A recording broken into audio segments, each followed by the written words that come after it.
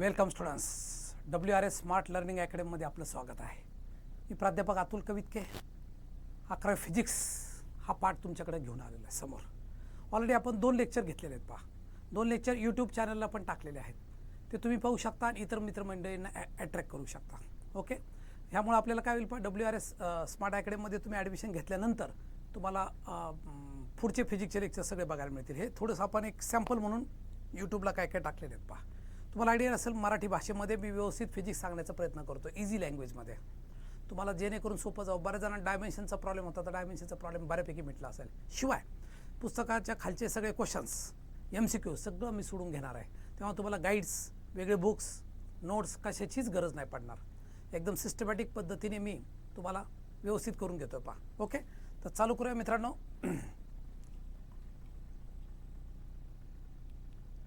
फिजिक्सचा पुढचा part, lecture number 3, units and measurement. Okay, start करूया.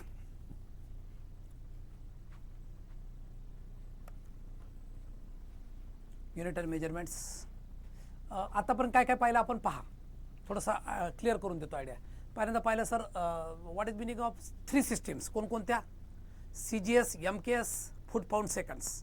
या तिन्हींना मॉडिफाईड करून 1971मध्ये एक फिजिकल नवीन सगळे मेजरमेंटचे सायंटिस्ट बसले आणि त्यांनी काय केलं, पहा, एक नवीन सिस्टीम तयार केली. त्याला नाव दिले SI, system of international unit. त्याप्रमाणे मग MKS, SI ही जवळजवळ MKSला फॉलो करते. पहा, थोडंसं मॉडिफिकेशन केलं, कारण का सगळीकडं युनिट सेम असावं म्हणून, बाकी काय नाही. SI युनिट सिस्टीममध्ये आले. नंतर आपण फंडामेंटल क्वांटिटी पाहिल्या, ज्या कशावरच अवलंबून नसतात, त्याला काय म्हणतात, फंडामेंटल क्वांटिटी. त्याचे युनिट पाहिले, कोणकोणते 7 फंडामेंटल क्वांटिटी त्या पाहिल्या. Length, mass, time, temperature, amount of substance आणि काय ल्युमिनस इंटेन्सिटी वगैरे वगैरे, अशा 7 पाहिल्या. त्यानंतर त्याचे युनिट्स पाहिले. युनिट्स नंतर एक एक्स्ट्रा अँगल, दोन युनिट्स पाहिले, सॉलिड अँगल आणि प्लेन अँगल पण पाहिला, प्लेन युनिट्स पण पाहिले. अशा प्रकारे 2 गोष्टी झाल्यानंतर त्याच्यानंतर आपण पाहिलं, पण डायमेन्शन्स कसे असतात ते पाहिलं. लेंथ, मास, टाईम, मेजरमेंटच्या 3 सिस्टीम आहेत, त्या राहिल्यात. तेवढं इम्पॉर्टन्स नाही, पण तरीसुद्धा आपण चॅप्टरच्या शेवटी घेणार आहोत, काळजी नका करू, म्हणजे कोणता भाग ड्रॉप होत नाही.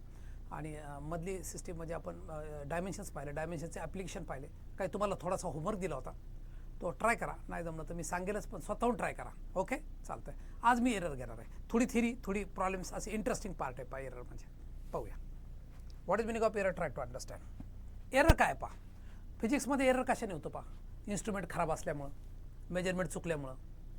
कधी कधी काय होतं, ते जुनं इन्स्ट्रुमेंट असेल, त्याचे पहिले पॉईंट्स केलेले असतात. आपण स्केल, तुम्हाला एक एक्झाम्पल सांगतो. पहा, आपली स्केल आहे. स्केल जर तुमची जुनी असेल तर पहिले नंबर गेलेले असतात. मग जर आपण जॉमेट्रीचं काम करताना काय करतो, 0च्या ऐवजी 1ने स्टार्ट करतो आणि एक ॲड करतो, आपलं जर खराब झालं असेल स्केल तर. किंवा नवी कोरी, एक्झामच्या वेळेस तर नवी कोरी आपण वापरतो मुद्दाम, कारण का 0पासून स्टार्ट मिळायला पाहिजे. प्रोटेक्टर एकदम ॲक्युरेसी पाहिजे. पहा, लक्षात. ह्या सगळ्या गोष्टी ज्या आपण म्हणतो, कर्कडक काय कायचं लूज असतं, पहा, राऊंडर काढतो ना, वर्तू काढतो त्यावेळेस, ह्या गोष्टीमुळे एरर तयार होतो. पहा, म्हणजे 3.1 सेंटीमीटरचं सर्कल काढायच्या ऐवजी आपण 3.2 काढून जातो. तर अशा छोट्या चुका होतात आपल्या जॉमेट्रीमध्ये, त्या चुका फिजिक्समध्ये पण होतात. पहा, तर त्या एरर कशा दूर करता येतील, काही एरर्स एकदम पूर्ण नील नाही करता आले तर कशा प्रकारे छोटेसे रिमूव्ह करता येतील किंवा कमी करता येतील, हे पाहणार आहोत आपण. तर faulty measurement of physical quantity, faulty measurement म्हणजे चुकीचे measurement of physical quantity can lead to errors. त्याच्यामुळे एरर तयार होतात. पहा, errors broadly divide into following 2 categories. 2 error आहेत. पहा, सिस्टमॅटिक एरर्स पहिला पाहूया. Systematic errors are that determine the chance by chance but are introduced by inaccuracy involving. Okay, systematic errors are errors that are not determined by chance but are introduced by inaccuracy involving. पण inaccuracy असल्यामुळं, म्हणजे इन्स्ट्रुमेंटमध्ये inaccuracy असल्यामुळे systematic error सापडतो. पहा, okay, तर काय, पहा, either the observation of measurement process, म्हणजे आपलं ऑब्झर्वेशन म्हणजे इन्स्ट्रुमेंटमध्ये नाही, आपली ऑब्झर्वेशन प्रोसेसमध्ये गडबड झाली. ओके, कधी कधी ऑब्झर्वेशन वेगळे येतं, त्यासाठी आपण ॲव्हरेज वापरतो. पहा, okay. Inherent to the system sources of systematic error may be due to imperfect calibration of the instrument. काय झालं? पहा, ऑब्झर्वेशन रॉंग, इम्परफेक्ट कॅलिब्रेशन म्हणजे काय, त्यातले पॉईंट्स असतात ना, त्यामुळं 1 मीटरचं समजा 1 सेंटीमीटर आहे, त्याचे आपण काय करतो, पहा, 1 सेंटीमीटरचे 10 पार्ट्स करतो. ओके, छोटे, त्याला मिलीमीटर म्हणतात. पहा, त्यामध्ये छोटासा डिफेक्ट असेल तर पूर्णपणे डिफेक्ट होऊ शकतो किंवा एरर येऊ शकतो. Sometimes imperfect method of observation, कधी कधी आपण चुकीच्या पद्धती वापरतो पहा. Each of these errors tends to be one direction, either the positive or negative. The sources of systematic errors are as follow. पहा लक्षात घ्या, तेव्हा काय होतं, पॉझिटिव्ह एरर होतं किंवा निगेटिव्ह. म्हणजे एखादं जास्त रिडिंग येतं किंवा कमी रिडिंग येतं. जास्त रिडिंग आलं की पॉझिटिव्ह एरर, कमी रिडिंग आलं तर निगेटिव्ह एरर. पण तो रिमूव्ह कसा करते पण पाहणार. पण एरर कशामुळे होतो, त्याचे सोर्स कोणते ते पाहणार होता आपण आता. एरर म्हणजे चुका, मराठीमध्ये चुका काय होतात पाहूया. पहिलं घ्या इन्स्ट्रुमेंटल एरर. मी आता सांगितलं तुम्हाला इन्स्ट्रुमेंटमधला जो डिफेक्ट असतो. Okay, this error is arise due to काय पहा, कॅलिब्रेशन ऑफ इन्स्ट्रुमेंट. कॅलिब्रेशन म्हणजे छोटे छोटे पॉईंट्स. मी आता सांगितलं तुम्हाला 1 सेंटीमीटरचे 10 मिलीमीटर त्याप्रमाणे वर्नियर कॅलिपर असतो पहा. For incorrect zeroing instrument will be such as kind error. Zero of thermometer not graduated proper place. कधी कधी काय होतं पहा, थर्मोमीटर आहे, टेम्परेचर मोजण्यासाठी वापरतात थर्मोमीटर. त्यामध्ये काय होतं, झिरोचं ग्रॅज्युएशन व्यवस्थित नसतं पहा. झिरो इकडे तिकडे झालेला असतो, खाली लाईन असतील वर झिरो लिहिला असतो. असं बऱ्याच वेळा तुम्ही पाहिलं असं, तेव्हा गडबड होते पहा मोजण्यामध्ये वगैरे. Okay, proper place. The pointer weighing balancing in the laboratory already indicating some value instead of showing 0 when no load is kept on it. An ammeter showing a current 0.5 ampere even when no correction. कधी कधी असं होतं पहा, करंटचं ammeter, current मोजण्यासाठी काय वापरतात ammeter. ॲमीटरचा असा एक बॉक्स असतो पहा, तो रिडिंग करताना काय होतं पहा, काहीच जोडलेलं नाही तरी 0.5 अँपिअर दाखवतो. याला काय म्हणतात, इन्स्ट्रुमेंटल एरर. इन्स्ट्रुमेंटचा एरर आहे पहा लक्षात. तो एरर मग काही जण तो रिमूव्ह करतात किंवा तो लक्षात ठेवून मग ॲडिंग करतात, ॲडजस्टमेंट करतात. ओके, तर दिस टाईप ऑफ एरर. पहिला काय पाहिलं आपण, इन्स्ट्रुमेंटल एरर. पहिलं काय, what is meaning of error. Error due to wrong observations, instrumental defect, error will be arises. Okay, यामुळे एरर तयार होतात पहा. सिस्टमॅटिक एररमधला पहिला प्रकार पाहतो आपण इन्स्ट्रुमेंटल एरर. इन्स्ट्रुमेंटल म्हणजे इन्स्ट्रुमेंटमध्ये असलेला दोष, विशेषतः झिरो. थर्मामीटरचं एक एक्झाम्पल पण दाखवलं त्यांनी किंवा ॲमीटरचं दाखवलं आहे. कुठल्या प्रकारचं कनेक्शन नसताना 0.5 रिडिंग दाखवणं हे काय पहा, इन्स्ट्रुमेंटल एरर आहे. Next, error due to imperfection of experimental technique. This is error due to defective setting of instrument. Defective set केल्यामुळे इन्स्ट्रुमेंट्समध्ये पण काय होतं पहा, इम्परफेक्शन येतं पहा लक्षात. डिफेक्टिव्ह सेटिंग जे असतं ना, पहिल्यांदा सेट करावं लागतं.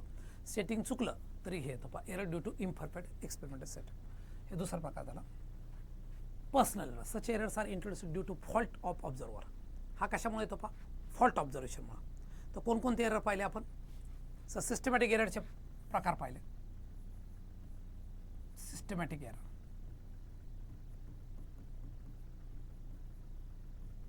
सिस्टमॅटिक एररचे कोणकोणते प्रकार आहेत पहा.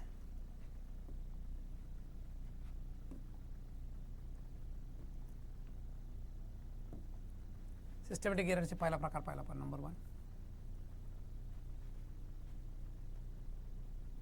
कोणता पाहिला पहा. नंबर 1 हा काय राहिलं पहा, instrumental error. Second, error due to imperfection in experimental technique. आणि तिसरा पाहिला आपण पर्सनल एरर.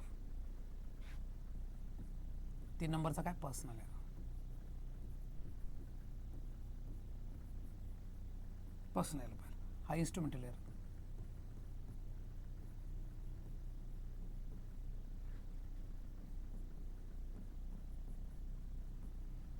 हा इम्परफेक्ट टेक्निक. 3 एरर पाहिले पहा आपण.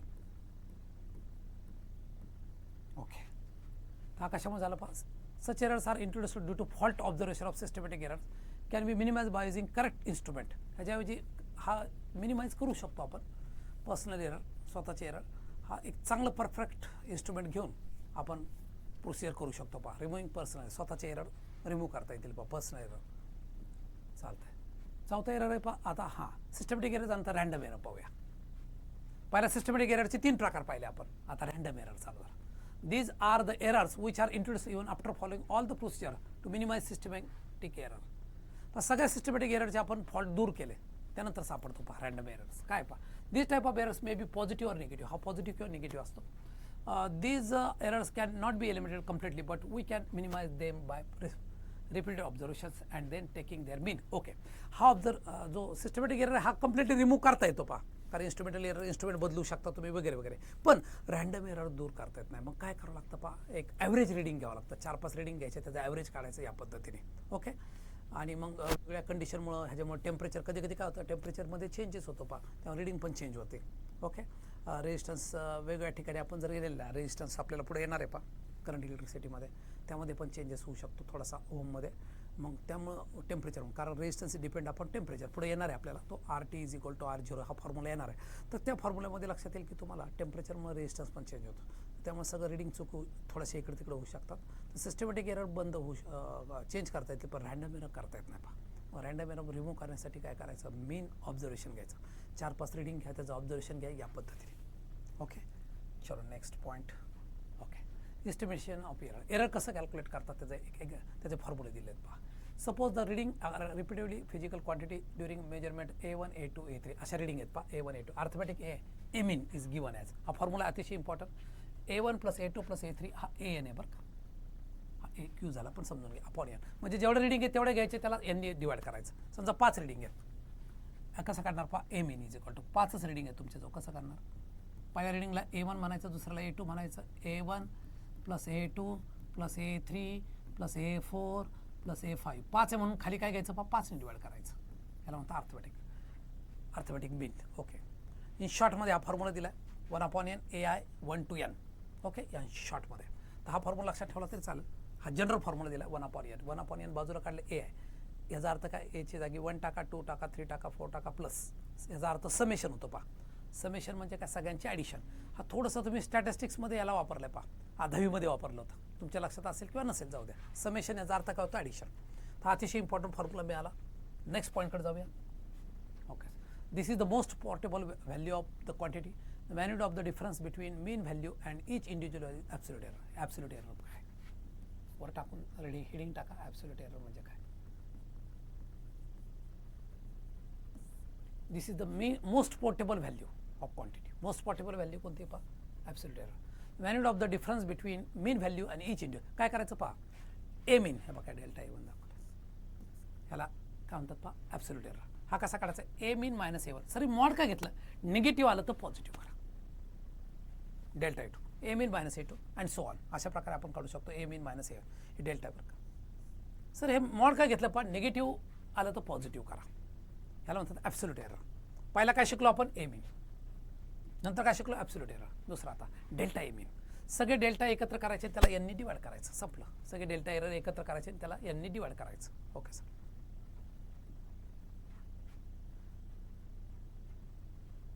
पाहता measured value of the physical quantity A can be represent by A mean + AR A mean which tells us the actual value. Actual value काढण्यासाठी काय करावं लागतं पहा ए मीन अपॉन डेल्टा ए मीन यांची प्लस किंवा मायनस ॲडिशन कधी कधी positive error negative एररवर अवलंबून असतं. Okay between A mean and delta A mean + delta the ratio of the mean absolute error to arithmetic mean value is called as relative error. पण relative error म्हणजे काय पहा ratio of mean absolute error to its arithmetic mean. हे बघा delta A mean upon ए मीन दोघांचा ratio काढला की काय होतो पण रिलेटिव्ह एरर होतं. Relative error is represented as percentage त्याला 100ने मल्टिप्लाय करतात. 5 फॉर्म्युले शिकलो आपण. कोणकोणते 5 फॉर्म्युले सर इथं लिहितो मी 5ही फॉर्म्युला लक्षात घ्या. एका खाली लिहून ए मीन अर्थमॅटिक मीन पहिला फॉर्म्युला क्या sir A1 + A2 + A3 up to AN upon हे झालं पहिला. सर ॲब्सोल्यूट एरर काढा. ॲब्सोल्यूट एरर कसा काढायचा delta A1 is equal to मॉडमध्ये घ्यायचं A1 - A mean delta A1 delta A2 A2 - A mean and so on. Okay आता average A mean घ्यायचं average absolute error. Absolute error झाला. ॲव्हरेजमध्ये कसं काढायचं delta A1 delta A2 delta AN upon n संपला का ॲव्हरेज ॲब्सोल्यूट एरर. नंतर relative error काढायचा. रिलेटिव्ह एरर कसा काढतात पहा रिलेटिव्ह एरर इथं लिहितो हे बघा इथं लिहिलं आहे relative error is equal to delta A mean upon आणि पर्सेंटेज एरर कसा काढायचा डेल्टा ह्या दोघांचा रेशो जो आला त्याला 100ने मल्टिप्लाय करायचा. हे 4-5 फॉर्म्युल्यावर आधारित एक तरी क्वेश्चन एक्झामला येणार आहे पहा. कधी कधी डेफिनेशन येतात डेफिनेशनपेक्षा डेफिनेशनपेक्षा प्रॉब्लेम येण्याची पॉसिबिलिटी जास्त आहे पहा. फिजिक्समध्ये 40% पेपरमध्ये प्रॉब्लेम असतात पहा. फिजिक्स का अवघड जातो? 40% प्रॉब्लेममुळे अवघड जातो पहा. नाही तर फिजिक्समध्ये दम नाही आहे. ओके, 40% प्रॉब्लेम्स आहेत आणि 60% थिअरी पहा. आता 11वीला थिअरी टाकतात जास्त, पण मेन 12चा जो बोर्डचा पेपर आहे त्यामध्ये 40% प्रॉब्लेम्स आहेत आणि अख्खी CET, JEE, नीट हे सगळे प्रॉब्लेम्सवर आधारित आहे. ओके सर, CET करू का, JEE करू का, नीट करू, याच्यावर एक लेक्चर तुम्ही मला कॉमेंट्समध्ये पास करा.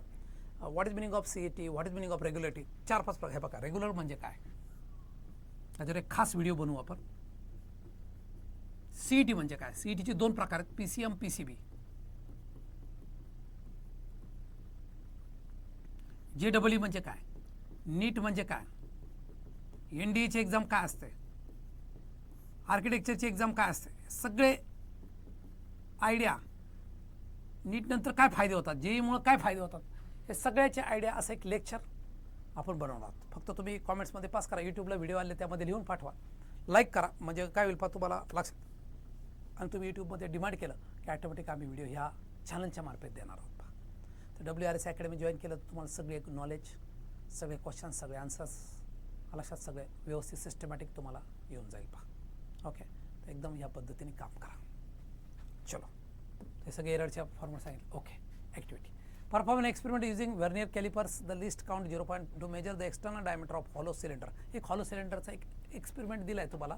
टेक 3 रिडिंग्स, 3 वेगवेगळ्या रिडिंग घ्या. एक हॉलो सिलेंडर घ्या. सिलेंडर म्हणजे सिलेंडर काय घेऊ शकता तुम्ही, पाईप, एखादं छोटंसं खेळणं, त्याचं काय करायचं, किंवा असं एक रॉड घ्या आणि व्हर्नियर कॅलिपरने मोजायचा प्रयत्न करा. 3 रिडिंग घ्या. तिघांचं काय करा तुम्ही, एरर का म्हणजे हे काढा, मेजरमेंट घ्या, त्याचा ॲव्हरेज काढा, हे बघा सगळं काढायचं. हे तुम्हाला एक एक्सपेरिमेंट दिलं, ॲब्सोल्यूट एरर काढायचा, पर्सेंटेज एरर काढायचं, वगैरे वगैरे हे सगळं. आता हे त्यांनी ॲक्टिव्हिटी करायला लावली, पण ॲक्च्युली आपल्याला क्वेश्चनमध्ये सगळं रिडिंग दिलेले असतात प्रॉब्लेममध्ये, आणि ते येतं पहा. एखादा प्रॉब्लेम पाहू म्हणजे लक्षात येईल पहा. ओके, हे बघा दिलं, एक्झाम्पल आलं. Radius of sphere measure by rapid 1. हे बघा, काय मस्त क्वेश्चन आला, व्यवस्थित सोडून दाखवतो तुम्हाला. या टाईपचा प्रॉब्लेम येण्याची पॉसिबिलिटी जास्त आहे पहा. A1 म्हणा 5.63 cm. ओके सर, हा A1 झाला. A2 घ्या सर, 5.54. शांततेने एकदम हळूहळू लिहितो मी, समजलं पाहिजे तुम्हाला म्हणून. नंतर स्पीडली करू शकता तुम्ही. A1, A2, A3 घ्या सर, 5.44 झाला.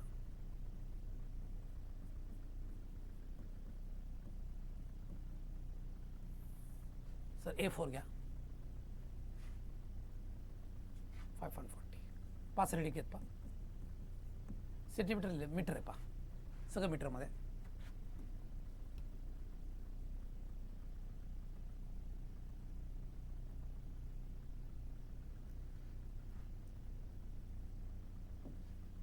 ओके, 5.44 झाला सर. पुढचा काय, 5.40, 5.35 मीटर. सगळं मीटर मीटर पहा, ऑलरेडी मीटर मीटर मीटर आहे. आता काय करायचं पहा, A मीन काढायचा. A1 plus A2 plus A3 plus A4 plus A5 upon 5. 5 reading घ्या. 5.63, 5.54. एकदम काळजीपूर्वक शांत डोक्याने का, कारण ह्या टाईपचा क्वेश्चन 100% येणार एक्झामला. A4 5.40, 5.35 divide by 5.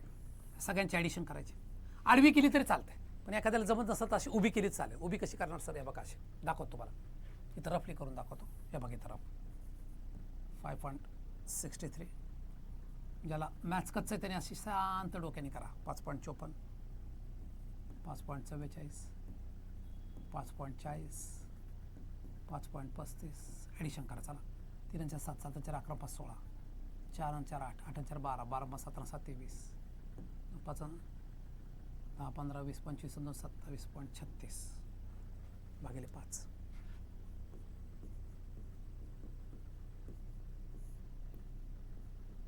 पाचने ह्याला भागायचं. 5 × 25 पॉईंट द्या.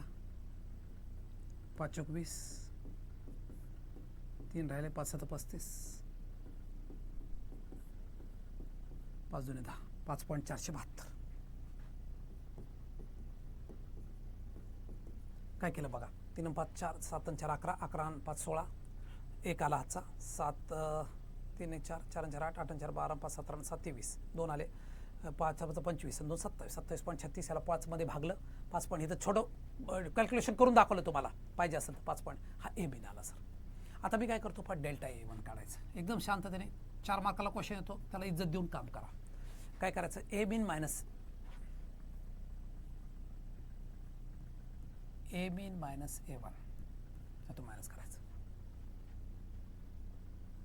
मायनस आलं तर प्लस करू शकता तुम्ही. ए मीन किती आहे सर, ए मीन 5.63 आहे. फॉर्म्युला बरोबर घेतला ना आपण.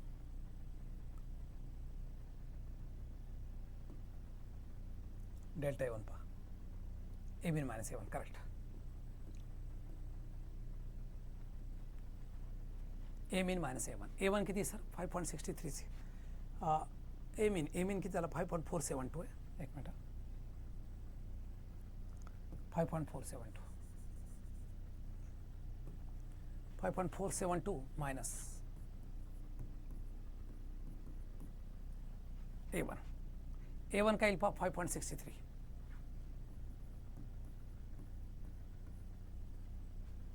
आता पहा, मोठ्यातून लहान मायनस करायचं पहा शक्यतो. 5.630. काळजीपूर्वक शांत डोक्याने काम करा.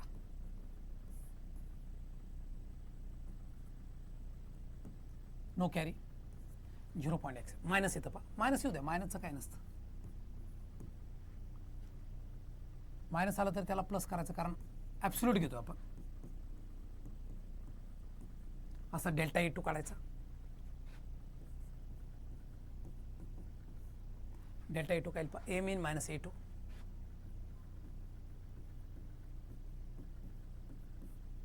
ए मीन किती पहा, ए मीन 5.472 वजा 5.54 आहे पहा. त्याला असं करू शकता, 1 0 वाढवून टाकायचा, सोपं जातं. बाजूला कच्चं काम करा. 5.540, 5.472,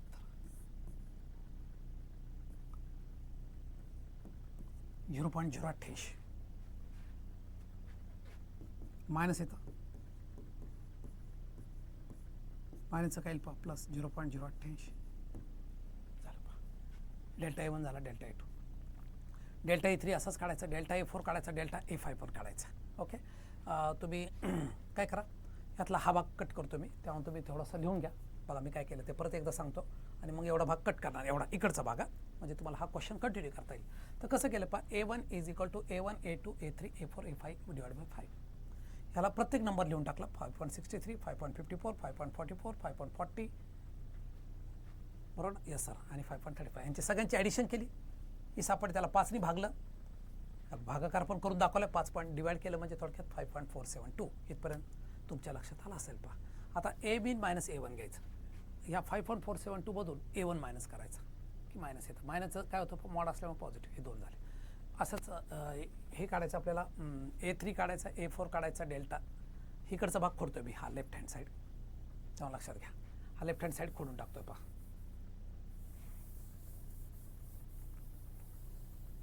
सगळं रफ सहित खोडतोय.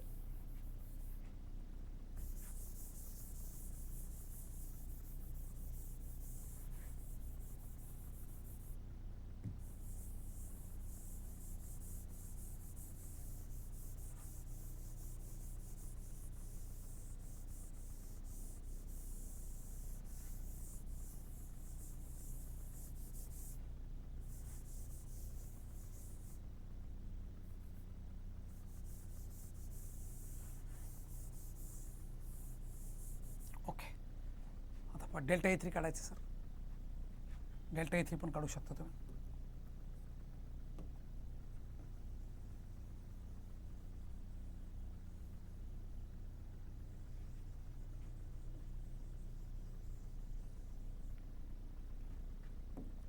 ओके, डेल्टा A2 काढला, आता डेल्टा A3 काढूया. डेल्टा A3 कसा काढायचा, तीच आयडिया, तेच टेक्निक.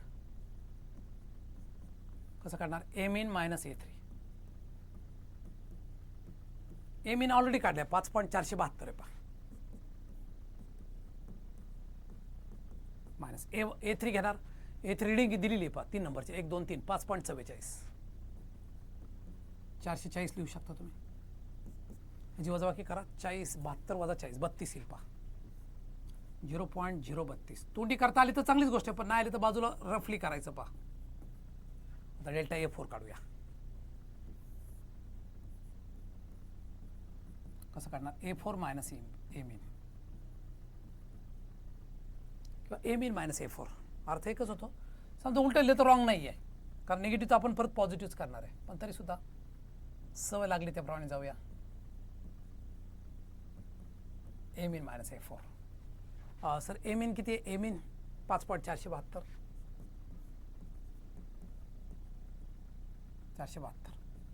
मायनस A4 चौथी रिडिंग 5.1 2 3 5.40 घ्यायची. 440 हा 5.40 घ्या म्हणजे 5.400. पुढे 0 वाढवलं तरी चालतो. What is answer? 0.072 delta A4. Delta A5 A mean minus A5 5.472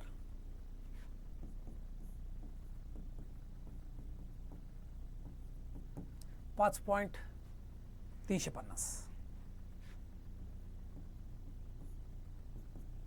2 2 0.122 सगळ्या व्हॅल्यू झाल्या. Yes sir. आता मी काय करतो, सगळ्या व्हॅल्यू वर लिहितो पहा, म्हणजे काय होईल हे खोडणार आहे मी सर्व. तुमच्या लक्षात आलं असं वजाबाकी करून काढून घ्यायचं. सगळ्या व्हॅल्यू वर लिहून काढतो. डेल्टा A1 ची व्हॅल्यू काय आली? डेल्टा A1 पहिली व्हॅल्यू लिहितो 0.158. डेल्टा A2 घ्या सर, सगळं मीटरमध्ये आहे, लक्षात घ्या. Delta A2 0.088.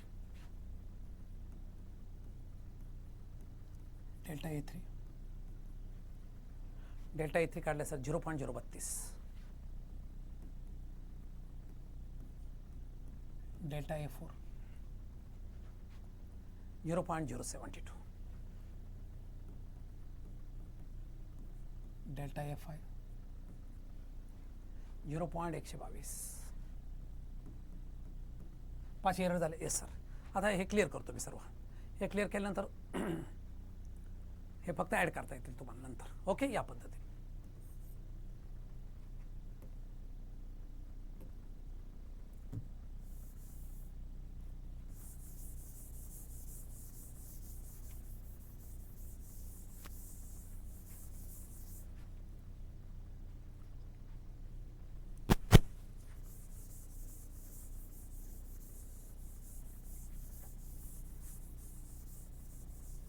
छोट्या कॅल्क्युलेशनचं सगळं करून दाखवलं तुम्हाला मी. तेव्हा काम सोपं झालेलं आहे तुम्हाला. 4 मार्काला येऊ शकतो, 5 मार्काला येऊ शकतो प्रॉब्लेम्स. किती मार्काला येऊ द्या आपल्याला ते महत्त्वाचं नाही आहे. मेन महत्त्वाचं काम काय पहा, प्रॉब्लेम करता आला पाहिजे पहा. असाच एक सॉल्व एक्झाम्पल आहे, तो तुम्ही ट्राय करा ह्याच्यानंतर, माझं झाल्यानंतर, म्हणजे तुम्हाला काय येईल पहा. सॉल्व आहे, अनसॉल्व पुस्तकात दिलेलं आहे क्वेश्चन एक सोडवायला. ते क्वेश्चन सगळे ट्राय करू शकता. मी तुम्हाला लिहून देतो कोणकोणते क्वेश्चन तुम्ही ट्राय करा. सोडून मी देणार आहे, पण तुम्ही तोपर्यंत ट्राय करा, म्हणजे काय ह्या टाईपची प्रॅक्टिस होऊन जाईल.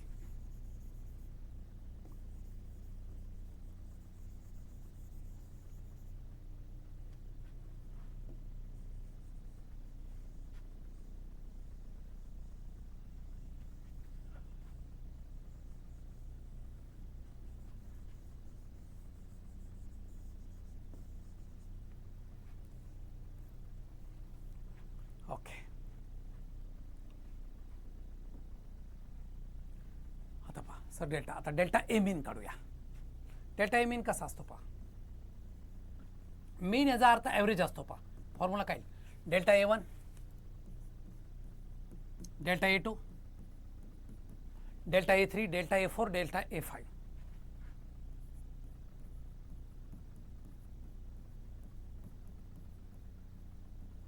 अपॉन 5. 5 रिडिंग घ्या. डेल्टा A1 किती पहा sir? 5.63 sorry 0.158 plus 0.088 plus 0.032 plus 0.072 0.122 भागिले 5. ह्यांची ॲडिशन करायची, बाजूला केली चालेल? Yes sir. इथे लिहितो मी 0.158 plus 0.088 plus 0.032 plus 0.072 plus 0.122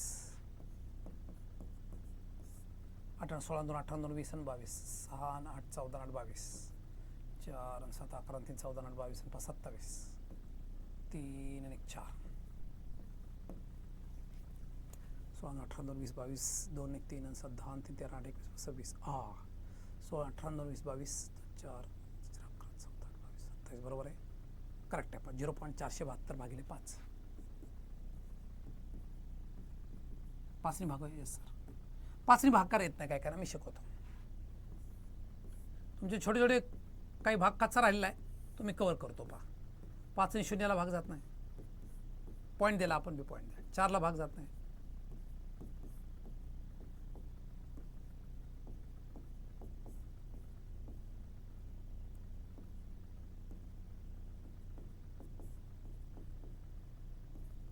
0.0944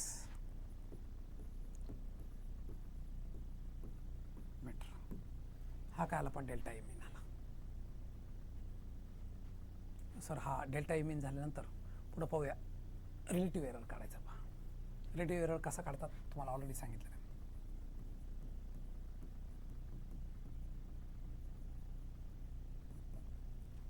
delta M in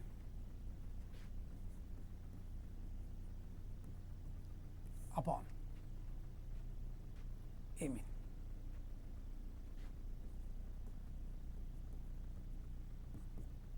delta M in किती आहे सर? डेल्टा एम इन आहे 0.0944. एम इन पण माहिती आहे तुम्हाला. एम इन किती? 5.472.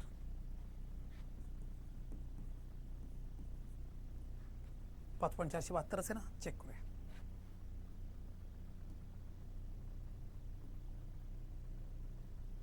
नाही, गायब झाला.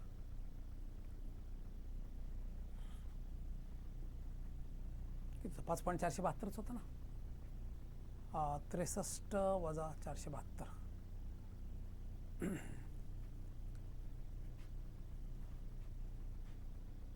बरोबर. 5.472 इंटू ह्याचा पॉईंट काढायचा. पॉईंट नंतर 4 आकडे, इथं पण 3 आकडे पहा, काढू शकता तुम्ही.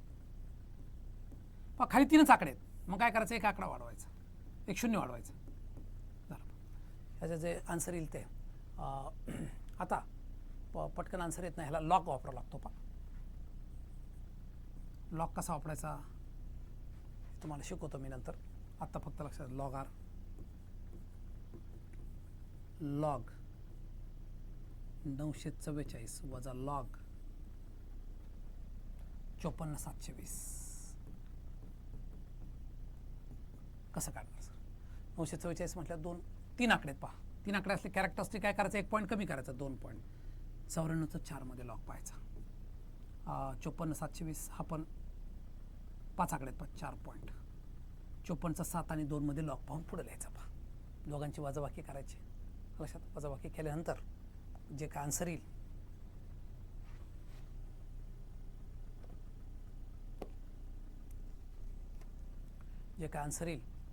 ते लिहायचं. पहा अंदाजे आन्सर काय तर मी सांगतो तुम्हाला, पण लॉगच्या पद्धतीने. लॉगसाठी आपण एक सेकंड चॅप्टर चालू झाल्यानंतर लॉग शिकवण्यासाठी आयडिया करणार आहे. पण लॉग कसा करायचा ते आयडिया शिकणार आहोत.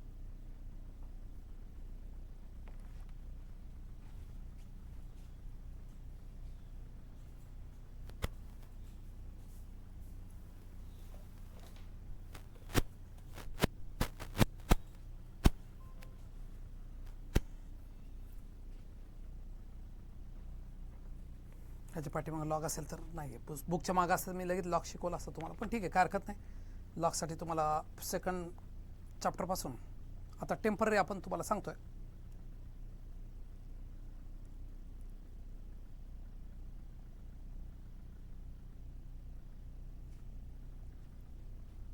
चेक करूया. 0.904 आलं पहा. इथे एक महत्त्वाची चूक झाली पहा, झिरोचं इथं. बरं झालं लक्षात आलं. 904. छोटी चूक झाली असती, पण गडबड झाली असती. 94 ह्याचा जर पॉईंटमध्ये काढला आपण तर 0.017 येतं पहा सगळं उत्तर काढून. R = 0.017. आता हे आलं पहा. पर्सेंटेज एरर कसा काढायचा, लास्ट स्टेप राहिली. 0.017 × 100. 100 मल्टिप्लाय करताना हा पॉईंट फक्त 2 घरं सारखवायचा. 1.7% झालं पहा. पर्सेंटेज एरर पण आला 1.7%. या पद्धतीने तुम्ही अजून 2 क्वेश्चन्स आरामशी सोडू शकता. कुठले कुठले सर, या टाईपवर आधारित एररवाले.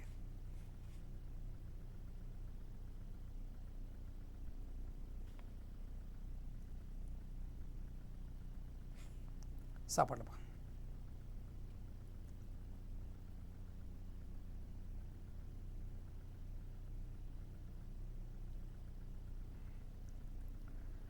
पेज नंबर 14, क्वेश्चन नंबर 3 मधला 6.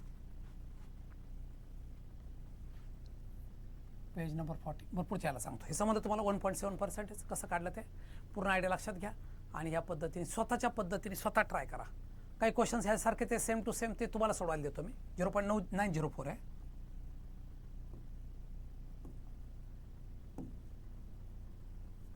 एवढं लक्षात घ्या. इथं 904च येतात. ओके.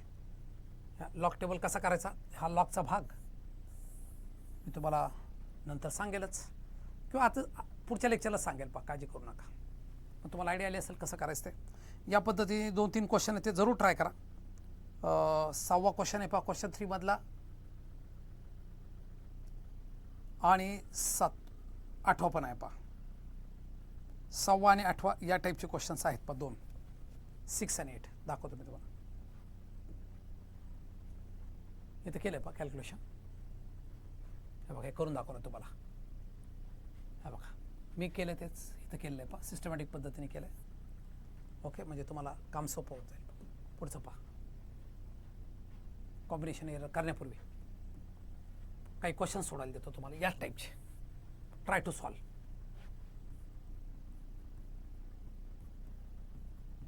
तुम्ही स्वतःहून ट्राय करा. मी तुम्हाला सोडून देणारच आहे, पण तुम्ही स्वतःहून जे ट्राय कराल ते मजा येईल पहा त्याच्यामध्ये. पेज नंबर 14, क्वेश्चन 3 मधलं 6. Page number 14, question 3, 6. स्वतःहून ट्राय करा.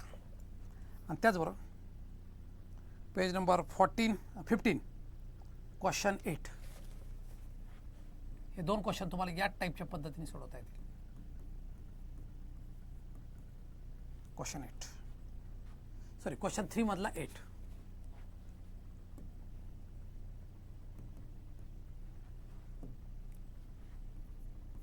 8वा, 6वा आणि 8वा या टाईपचे क्वेश्चन तुम्हाला इझिली सोडवता येतील पहा. सर अजून आहे का एखादं?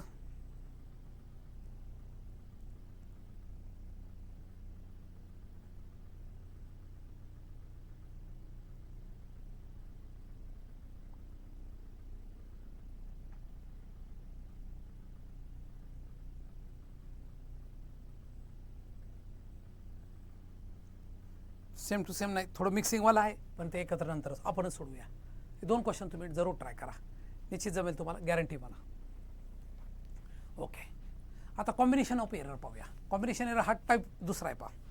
आता काय काय राहिलं सर, कॉम्बिनेशन ऑफ एरर राहिला आणि सिग्निफिकंट फिगर्स, हे 2 पॉईंट राहिले पहा. कॉम्बिनेशन एररवर भरपूर क्वेश्चन्स आहेत पहा, जेवढे सोडवाल तेवढे कमी आहेत, पण एक थोडीशी आयडिया देतो तुम्हाला कसं कसं करायचं ते.